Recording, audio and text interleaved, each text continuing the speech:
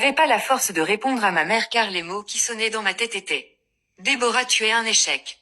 Tu es un échec, tu es un échec. Je me l'étais tellement répété que j'ai fini par y croire. Qu'avais-je encore à donner? J'étais la honte de la famille. La preuve, mon papa ne me parlait plus, je l'avais déçu. Malgré mon silence, ma mère prit la peine de me conseiller afin que je me reprenne.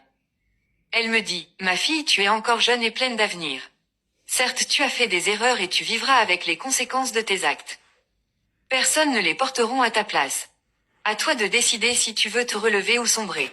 En tant que ta mère, tu sais à quel point je t'aime et qu'importe ce que tu m'aies déçu, tu restes et demeures mon bébé. Te voir dans cet état me fait également souffrir.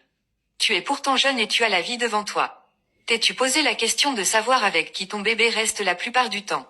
C'est ton papa qui prend soin de lui mieux que nous tous dans cette maison. Tu sais, je vous ai eu, toi Imelda et Jessica, nous étions heureux.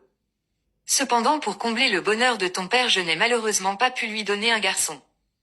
C'était son plus grand désir d'en avoir un, mais la nature en a décidé autrement.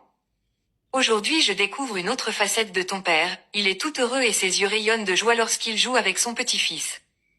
Tu as peut-être déçu ton papa, mais tu as aussi pu le faire vivre la joie d'avoir un garçon. Ne te focalise donc pas seulement sur les aspects négatifs de la situation, prends aussi la peine d'observer ton papa et découvre l'homme heureux que tu as fait de lui. Ça m'a fait un peu de bien d'entendre cela de maman, mais ces mots n'avaient pas enlevé ce ressenti à mon égard, j'étais toujours aussi mal en point. Vu que je ne parlais pas, ma mère a préféré se retirer, j'étais à nouveau seule dans la chambre. En moi, je me disais, maman a certainement raison, il faut bien que je me ressaisisse. La situation est telle qu'elle est et quoi qu'on fasse, je ne pourrai pas fermer cet épisode de ma vie ni même déchirer la page de l'histoire ou modifier quoi que ce soit. Le vin est tiré, il faut bien le boire. À ces mots, je m'endormis. Quelques heures après, c'était les cris du bébé qui me réveillaient. Imelda était venue le poser dans mes bras. Elle ne comprenait pas elle aussi pourquoi je ne voulais pas voir mon bébé. Elle dit: Déborah, regarde comment il est beau ton bébé.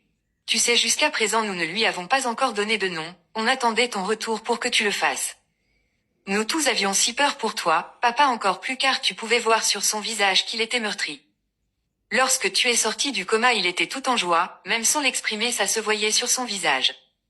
J'écoutais attentivement ma sœur et me rendus compte que mon père ne me détestait pas.